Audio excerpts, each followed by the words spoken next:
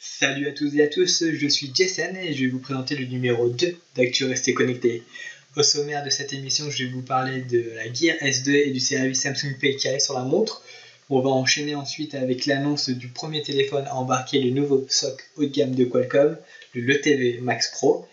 Puis, je vais vous parler de mon coup de cœur de ce CES 2005 qui est le Yes Sierra, un téléphone qui peut prendre des photos et des vidéos à 360 degrés. Et enfin, je vais vous parler de Huawei qui ambitionne d'être le numéro 1 dans les années à venir et qui a également annoncé de nombreux appareils en 2016. On se retrouve après le jingle.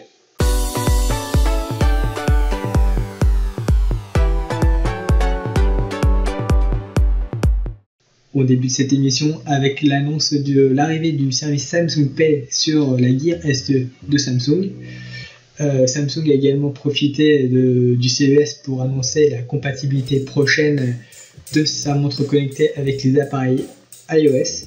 Reste à savoir jusqu'à quel point l'intégration de l'écosystème d'Apple sera sur la montre connectée de Samsung.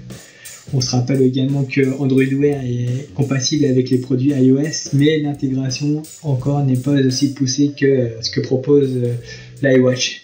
Donc voilà, il faudra voir ce que ça donne en 2016.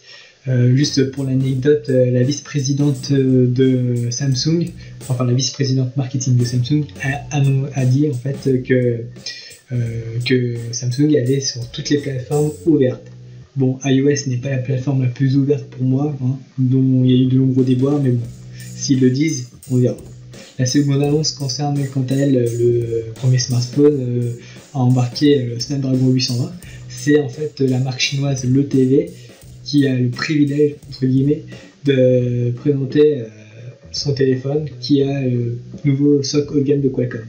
Donc ce processeur a la particularité d'embarquer 4 cœurs, contrairement aux 8 cœurs du 810. Donc on aura moins de chauffe, contrairement au SoC de l'année dernière. Donc il y a moins de risque que votre portable serve de barbecue ou de chauffage d'appoint. Par contre, c'est pas parce qu'il y a moins de cœurs qu'il sera moins puissant, puisque les premiers benchmarks indiquent que le téléphone a un score de 130 sous Antutu, contre 93 000 pour le Huawei Mate 8 et 80 000 pour le OnePlus 2. Donc a priori, il y aurait, enfin a priori c'est même confirmé, des performances seront beaucoup plus grandes avec ces 4 cœurs. Reste à savoir si les problèmes de chauffe ont été réglés ou pas avec ce nouveau SoC. On enchaîne ensuite avec l'annonce du Yes Sierra qui est mon coup de cœur de ce CES. Ce téléphone a la particularité d'embarquer 2 capteurs fisheye qui permettent donc de réaliser des photos et des vidéos à 360 degrés.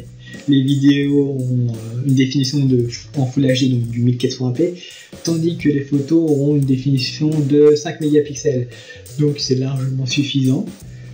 Pour ce qui est du prix, ce sera du 350$ lorsqu'il sera commercialisé, mais il sera possible de l'avoir moins cher si vous la précommandez, puisque Yes indique qu'il sera possible de l'avoir à 300$ à ce moment-là.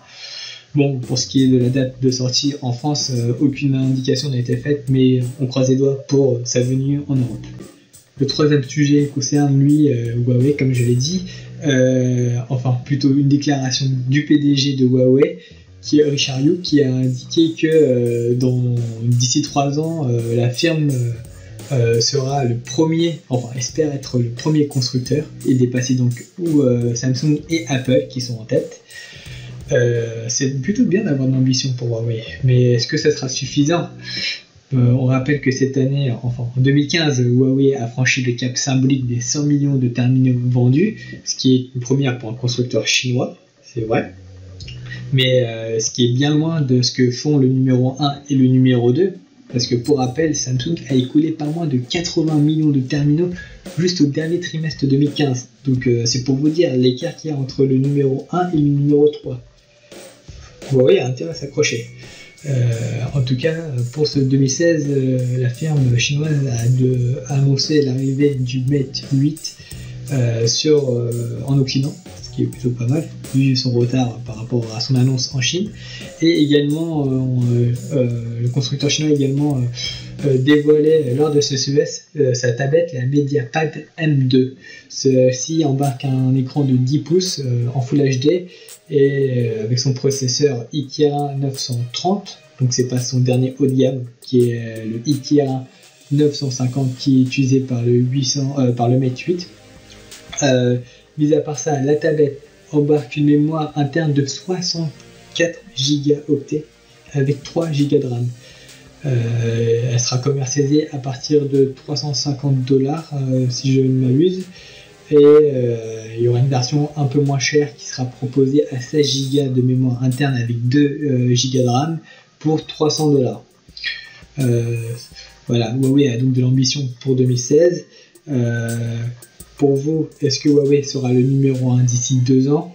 Personnellement, je n'y crois pas trop. La firme, bien qu'elle est l'une des premières à enregistrer des brevets, n'innove pas trop en ce qui concerne les matières premières, en tout cas les composants des téléphones, notamment l'écran, contrairement à Samsung et LG qui sont les leaders dans ce domaine-là.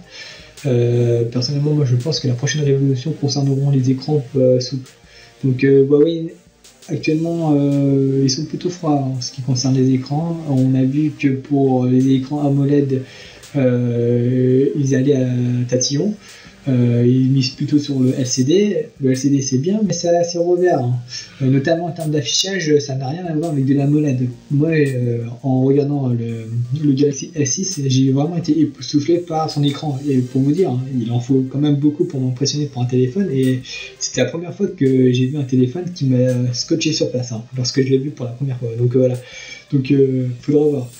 Personnellement, j'y crois pas trop. Huawei mise plus sur le prix et le design. Ça sera peut-être pas suffisant pour bousculer Samsung qui lui innove quand même pas mal, malgré ses prix qui sont certes élevés, mais qui innove quand même pas mal. Et LG, lui aussi derrière, on sait jamais. Donc voilà, dites-moi ce que vous en pensez dans les commentaires juste en dessous, ou bien sur Twitter et Facebook. Quant à moi, je vous dis à la prochaine pour une nouvelle vidéo de Actu. Restez connectés. Ciao.